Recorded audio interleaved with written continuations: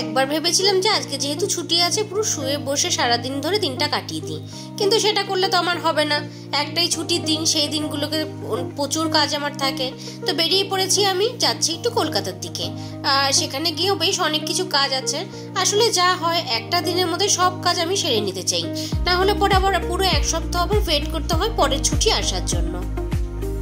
আবার সামনের সপ্তাহে তো আমাকে অশোকনগর যেতে হবে, আমাদের বাড়িতে পুজো আছে। তো তখনও অনেক কিছু কাজ হবে না, সেই জন্য সবকিছু সেরে একেবারে বাড়ি ফিরছি।